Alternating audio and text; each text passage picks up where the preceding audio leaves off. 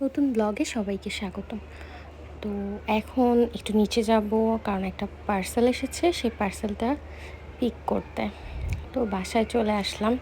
তারপরে পার্সেলটা আমি একটু খুলে খুলে দেখব যে আসলে ভিতরে যা কিছু অর্ডার করেছিলাম সব কিছু ঠিকঠাক মতো আছে কি না। তো পার্সেলটা খোলা একটু কাইন্ড অফ ঝামেলার। আচ্ছা, তো আমি সবসময় এই সাইটটা থেকে আমার কসমেটিক্সগুলো কেনাকাটা করে থাকি, কারণ হচ্ছে ওদের প্রোডাক্টগুলো আমার কাছে অথেন্টিক লাগে। আর শপিং আমি বাইরে থেকে এখন কমই শপিং করি।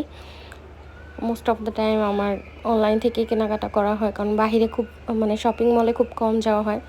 তো আমি SPF 50 একটা সানস্ক্রিন নিয়েছি, আর একটা লিপ বাম, একটা ময়শ্চারাইজার ক্রিম। আর আমার হাত সব সময় আর কি ড্রাই থাকে, হাত আর পা, তার জন্য একটা লোশন নিয়েছি। তো আমি একটু ট্রাই করে দেখব। আর আমার কাছে জানান মাইজার প্রোডাক্টগুলো ভালোই লাগে।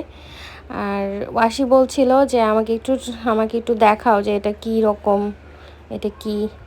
আমিও দেখার জন্য ওর হাতে একটু মিক্স করে দিচ্ছি যে না আসলে এটা কীরকম, টেক্সচারটা কীরকম। না, দেখলাম টেক্সচারটা প্রাইস অনুযায়ী মানে টেক্সচারটা খুবই ভালো।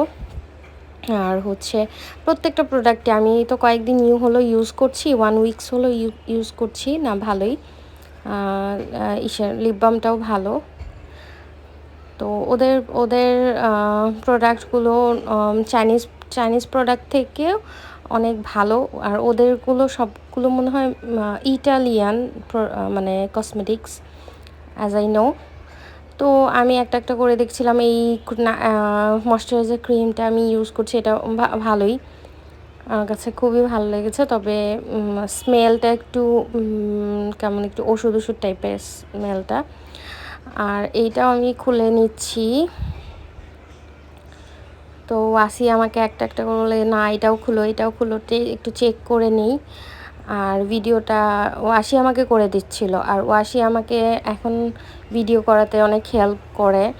যে কোনো কিছু হলে আগে বলে যে মা একটা ভিডিও দাঁড়া দাঁড়া এখনও করো না, আমি ভিডিও করে নিই। তো তারপরে আনপ্যাক শেষে এখন আসলাম রান্নাবান্নার কাজে। তো আমি আজকে বাহিরে গিয়েছিলাম, তো দেখলাম একটা ভ্যানের মধ্যে কাঁকড়া বিক্রি করছে। তো ওখান থেকে আমি কাঁকড়া নিয়ে নিলাম। তো এটা সামুদ্রিক কাঁকড়া ছিল। তো কাঁকড়াটা এইভাবে করে আমি খুলে নিচ্ছি, পরিষ্কার করে নিচ্ছি। তো কাঁকড়া পরিষ্কার করা খুবই ইজি। আর এই কাঁকড়াগুলো খেতে অনেকটা চিংড়ি মাছের মতো লেগেছে আমার কাছে। কিন্তু কাঁকড়ার এই শ্যালগুলো পরিষ্কার করতে কিন্তু অনেক ঝামেলা, ভালো করে পরিষ্কার করে নিতে হয়। যেমন এইখানে হচ্ছে আমি আর কি দেখছিলাম যে কাঁকড়ার মানে ইটা কি চলে গেছে নাকি না, দেখলাম যে না ঠিকঠাকভাবেই আমি পরিষ্কার করতে পারছি, কারণ অনেক দিন আগে একবার কাঁকড়া পরিষ্কার করেছিলাম।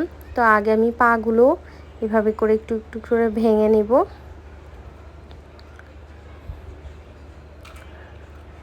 তো এইভাবে করে সমস্ত কাঁকড়াগুলো, এখানে 2 কেজির মতো কাঁকড়া আছে, সবগুলো ক্লিন করে নিব। আর এটা ক্লিন করা অনেক ইজি। এই যে এই পিছনের থেকে এটা করে তারপরে এইভাবে তুলে একটা টান দিলেই ক্লিন হয়ে যায়। আর এগুলো এই যে এগুলো খেতে হয় না, এগুলো ফেলে দিতে হয়। আর উপরে শক্ত ইটাও ফেলে দিতে হয়। তো তারপরে আমি যখন রান্না করব তখন আবার কাঁকড়া এটা ভেঙে 2 ভাগ করে নিব। তো এগুলো হচ্ছে সব মানে ফেলে দিতে হবে, আর ভিতরের মাংসটুকু জাস্ট রাখতে হবে। তো এভাবে করে একটা একটা করে পা ছাড়িয়ে নিব প্রত্যেকটা কাঁকড়ার। তারপরে আমি একটা প্যান বসিয়ে দিয়েছি। এখন ভালো করে পেঁয়াজটা ভাজতে হবে লাল লাল করে বেরেস্তার মতো। তারপরে মশলা দিয়ে কাঁকড়াটা আমি রান্না করে নেব। তো এইটা বেসিক, একদম মাংস যেভাবে রান্না করে ঠিক সেভাবেই রান্না করতে হয়। তবে হচ্ছে আস্ত গরম মশলাটা মানে দিবেন না, হালকা গরম মশলা গুঁড়া অল্প করে দিলেই হবে। তা আমি পুরো রান্নাটা প্রসেস আর কি দেখালাম না। আর আমি একটু সস আর একটু সুগার ইউজ করেছি। আর হচ্ছে লেবু দিবেন অবশ্যই, লেবু দিলে অনেক মজা হয়। তো আমি কাঁকড়ার ইগুলো অনেক বড় বড় ছিল, তো হচ্ছে আমি ভালো করে কষিয়ে নিয়েছি, তারপরে এখন পানি দিয়ে দিলাম।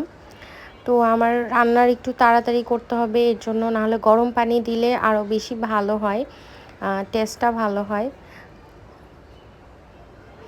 তো এইভাবে করে আমি পুরোটা রান্না করে নিব। আমার রান্না শেষে এখন আমরা চলে যাব খাওয়া দাওয়ায়। তো হচ্ছে এই যে রান্না শেষ, এটা একটু হালকা হালকা গ্রেভি গ্রেভি করেছি। অনেকটা কেমন হয়েছে খেতে, অনেকটা অনেক ঠিক স্যুপ যেরকম হয়, থাই স্যুপ কাইন্ড অফ ওরকম।